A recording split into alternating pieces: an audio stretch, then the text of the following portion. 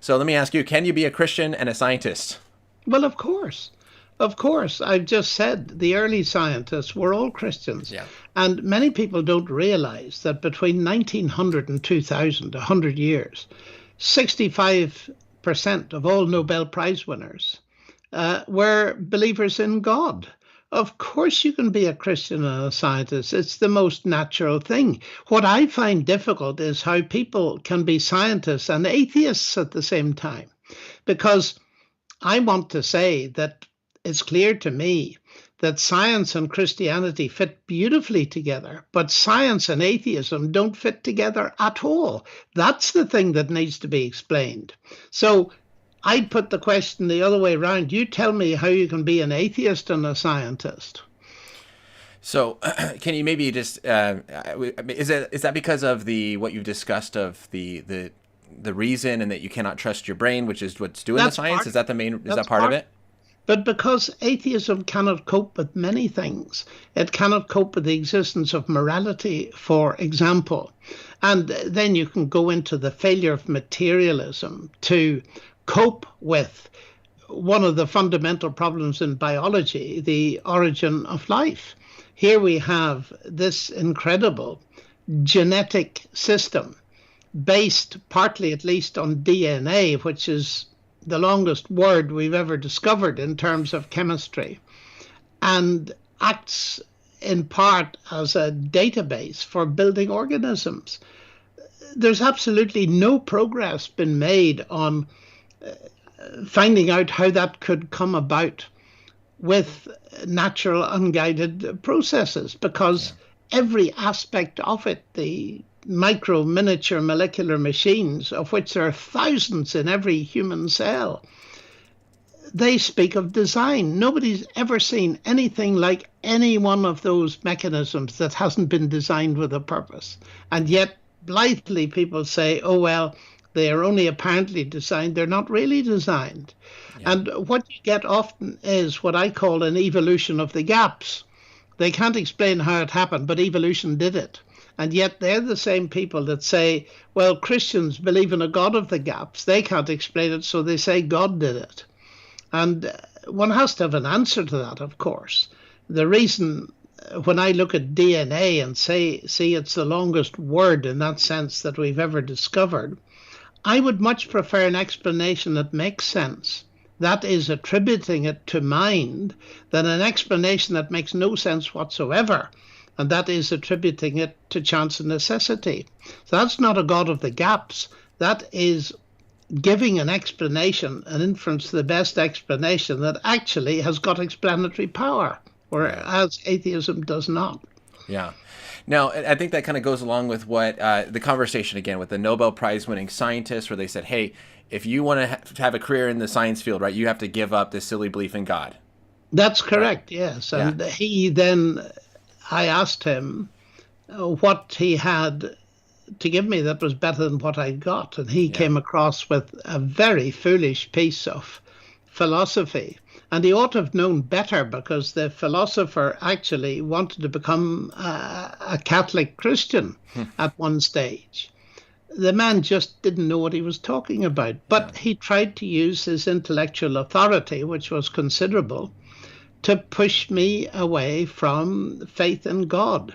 And that actually had a very deep effect on my life. I determined that if ever I was in an academic position of any substance, that's the last thing I would try to do with people. I want to get into an open debate, let people hear various sides of an argument, and let them make up their own minds. Yeah.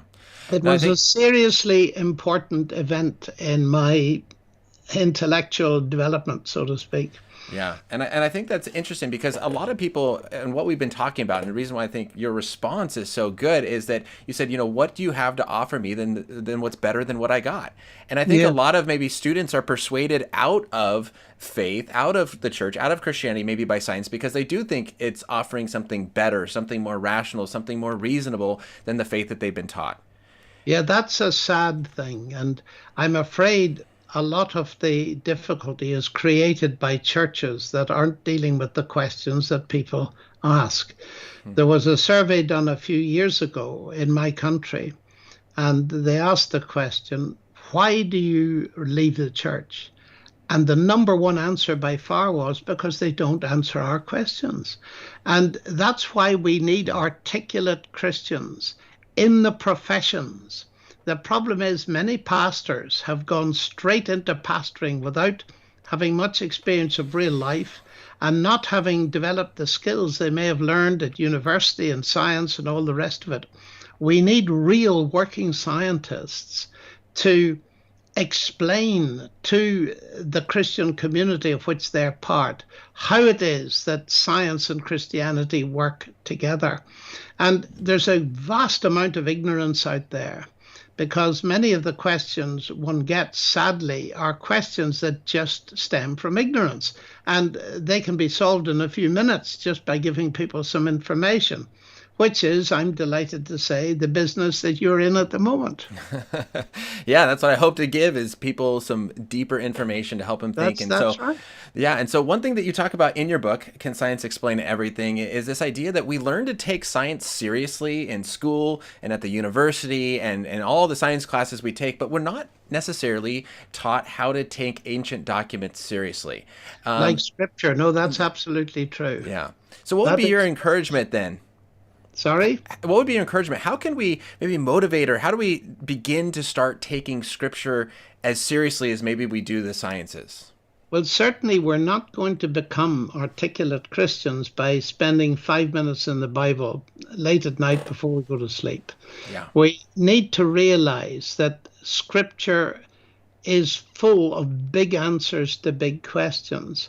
Now, I had help in this. I had a mentor. And people watching us can access his thinking. He actually was a very famous professor of Latin and Greek.